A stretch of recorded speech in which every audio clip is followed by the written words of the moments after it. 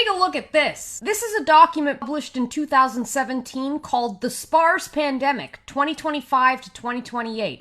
A futuristic scenario for public health risk communicators. It's a quote-unquote hypothetical scenario designed to illustrate the public health risk communication challenges that could potentially emerge during an infectious disease outbreak. It begins with the disclaimer that the infectious pathogen, medical countermeasures, characters, news media excerpts, social media posts, and government agency responses described within are entirely fictional. But in the year 2021, the contents of this 86-page document look more like a gruesome snapshot of our current reality than any hypothetical fictional scenario. This document predicts that at first we will be eased into the pandemic with very simple mitigation strategies, like washing your hands and practicing good hygiene. But that over the course of 3 years, those simple mitigation strategies will slowly escalate to, get this, a mass experimental vaccination program. And the purpose of this document is to mull over effective communication strategies for dealing with the public when they become aware that this vaccine has no long-term safety data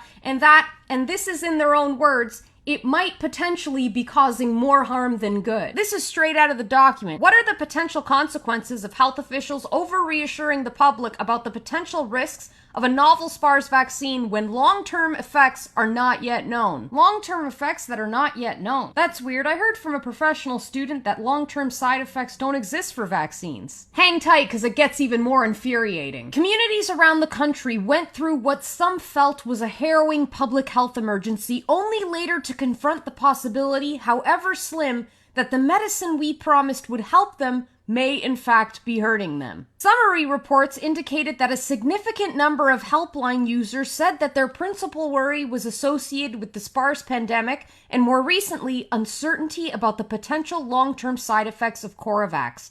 Considering this new knowledge, Dr. Flynn countered the earlier claim that the public simply needed to wait until the science was clear. I urge you to take a look at this document for yourself. You might be pretty shocked by the parallels. It focuses on details such as how to deal with the public when they viewed graphic images of children being harmed by their medical concoctions. It covers the neurological side effects that will be caused by the vaccine. It even covers very specific details such as the Black community's hesitance to take the hypothetical vaccine, and more specifically, how to win back the Black community's trust in the CDC, even though the CDC funded the Tuskegee syphilis experiment. Here's a little hypothetical tweet they've included of a rapper pandering to the Black community. When I said yesterday that I was proud of the Black community's contribution to the Tuskegee research, I meant that I was proud of how they remained strong in the face of adversity.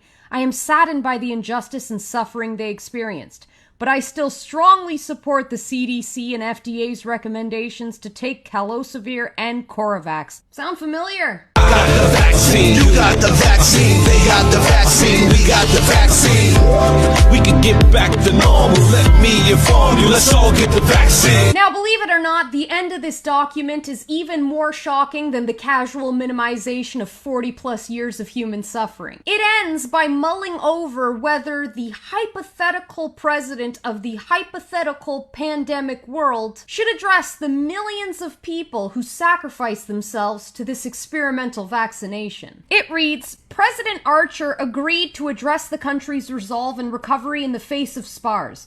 Top risk communication advisors from the CDC, FDA, NIH, and SAMHSA conferred as a group about how best to frame the president's remarks.